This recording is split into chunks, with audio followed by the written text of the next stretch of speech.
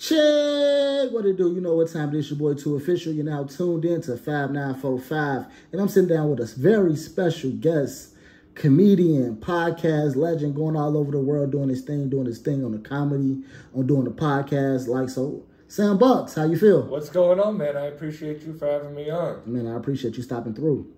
So what made you collide the two worlds? The comedy and hip-hop?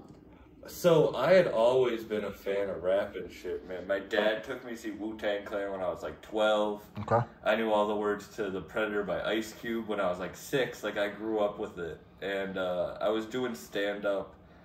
And then when quarantine hit, shit ended. I couldn't perform anymore, so I started doing the podcast.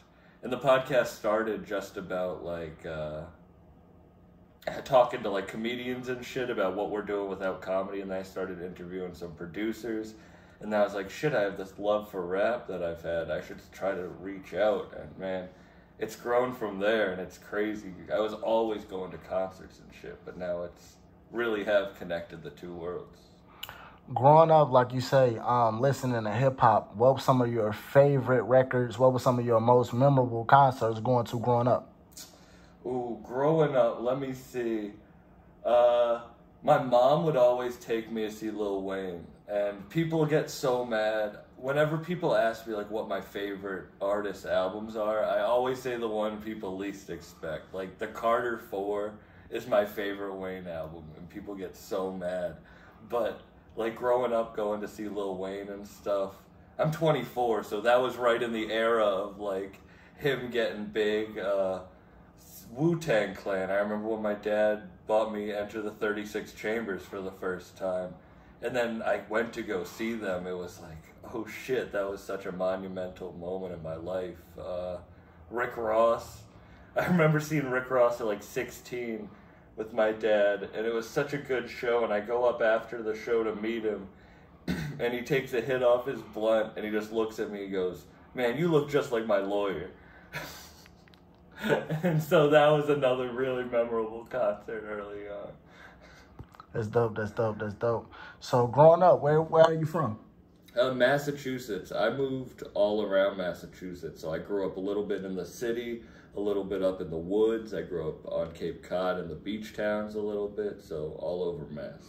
So for the people that don't know, like, I never been to Massachusetts. Tell us about it. Oh, for real?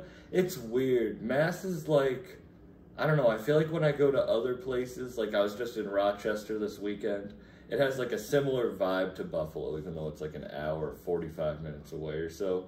Like Mass, if you go 30 minutes anywhere, it's a completely different vibe. So like growing up, I went in so many different parts of Mass. I learned so many different things because no matter where you go, it could be like a farm town and then you're in like the middle of a city 15 minutes away. It's crazy.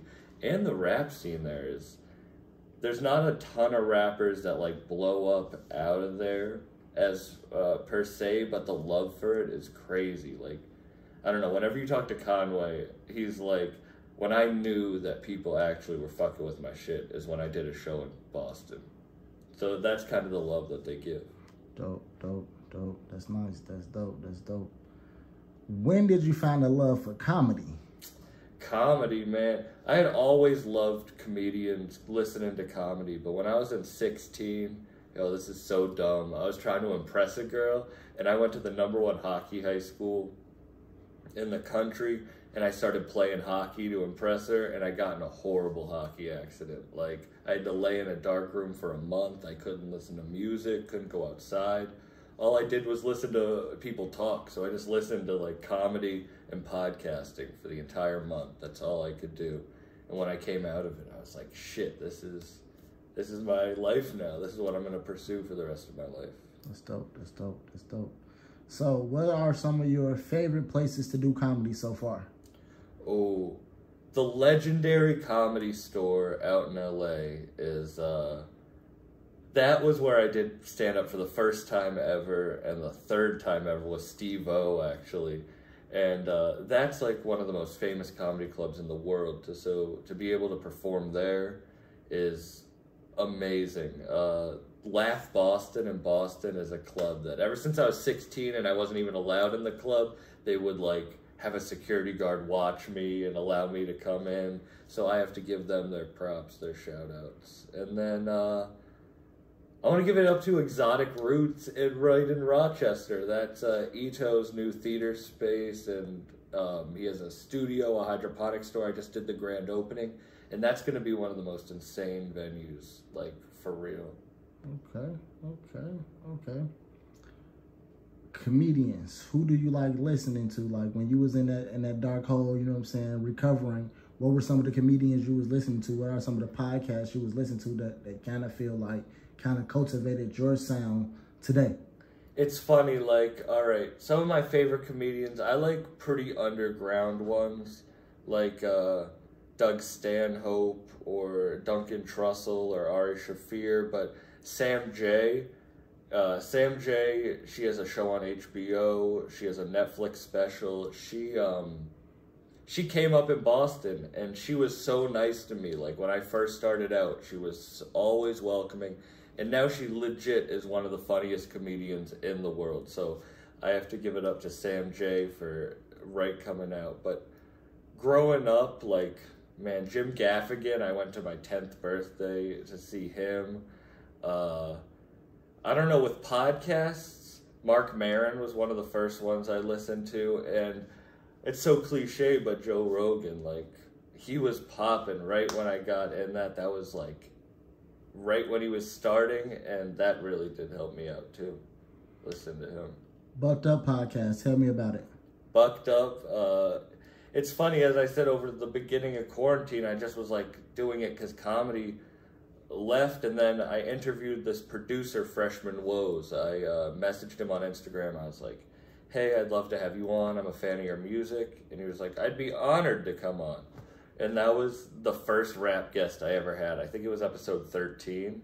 And I just realized, oh shit, I love talking rap. Because I'm not a rapper, but I have such a love for it that I love talking it. So when that started growing, Hologram was one of my first guests. He just has a new album with DJ Muggs, and he's opening for Action on tour. And it's just kind of grown, and now I just go around and I interview people kind of like you. Wherever you go, you just kind of set up, and it's cool. We get bucked up, smoke, have a good time. Dope. I can't wait to come through the platform. For real, bro. I love what you're doing. You got tons of episodes, hundreds of episodes. You definitely working. What would you say are some of your most memorable episodes? You know what I'm saying? I seen the photo with you and Conway 4 years ago, and then fast forward 4 years later, you know what I'm saying? So tell me, like, are some of your most memorable interviews? A.A. Rashid. If anyone doesn't know A.A. Rashid, he does all the intros for West stuff and for Griselda stuff, and he's also a dope rapper. But the interview I had with him, I met him at the Buffalo Kids grand opening. And he came up to me because he liked my Rebirth hoodie. And I was like, dude, you're like one of my favorite rappers and like speakers. And when we linked up, he was tripping on mushrooms for the whole podcast. He was eating them. Man, we had such a good conversation. That was one of my favorites. It's so funny. I don't do mushrooms a lot on the podcast, allegedly. But the one I did was Stars Coleman, who just directed Rock Marciano and Flea Lord's newest music video. He ate like 7 grams, bro, and I ate like a gram.